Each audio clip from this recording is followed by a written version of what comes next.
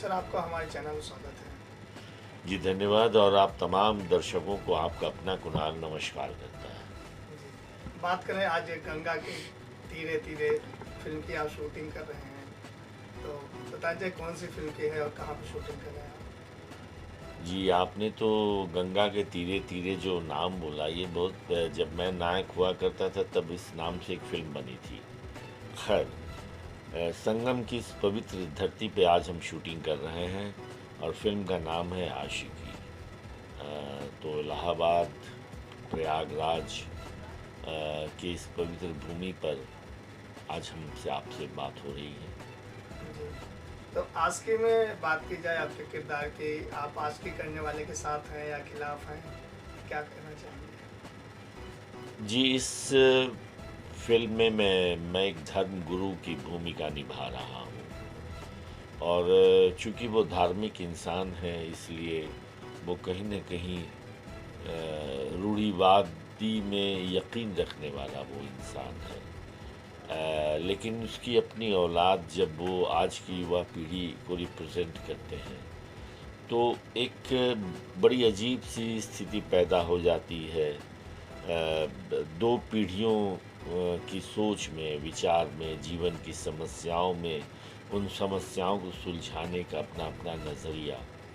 तो कहीं न कहीं ये बाप बेटे के इस द्वंद्व की कहानी है आशिकी, जिसमें नौजवान हैं तो प्रेम भी होगा, मोहब्बत भी होगी और मोहब्बत को ख़िलाफ़ करने वाले भी होंगे।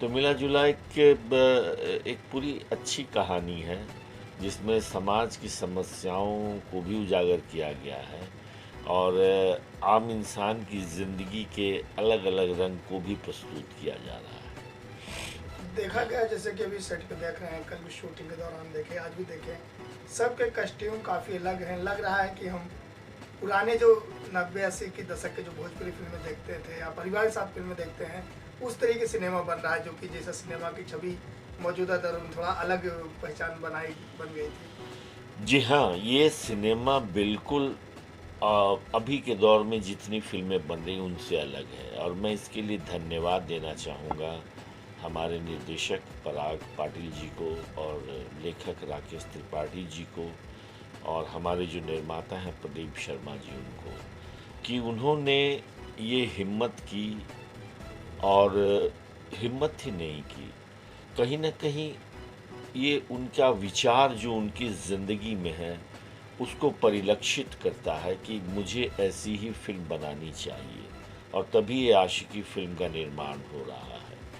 तो बेशक मैं इतना ज़रूर कह सकता हूँ कि जो इल्ज़ाम आज भोजपुरी फ़िल्मों पे लगा हुआ है या हमारे घर की माँ बहनें जो आज सिनेमा हॉल से दूर हो गई हैं, भोजपुरी सिनेमा देखने नहीं जाती हैं, उन तमाम माँ बहनों को ज़रूर एक ऐसी फ़िल्म आने जा रही है जो दोबारा सिनेमा हॉल में देखें और मुझे उस दौर को याद दिला देंगे जब मैं कभी नायक हुआ करता था और घर की हमारी माँ बहनें उन फिल्मों को देखती थी।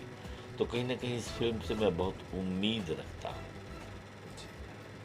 खेसारी जी हीरो हैं, आम्रपाली जी हीरोइन हैं, दो जी, बड़े स्टार पहली बार एक साथ हीरो हीरोइन के रूप में आ रहे हैं, इसमें क्या कहना चाहेंगे? दोनों पहली बार आ रहे हैं ये मुझे जानकारी नहीं थी, लेकिन अगर पहली बार आ रहे हैं तो ये दर्शकों के लिए एक अलग आकर्षण होगा और दोनों ही बहुत उम्दा कलाकार हैं और अपनी किसी पहचान की वो मोहताज नहीं है और दर्शक उन दोनों को बहुत प्यार करते हैं।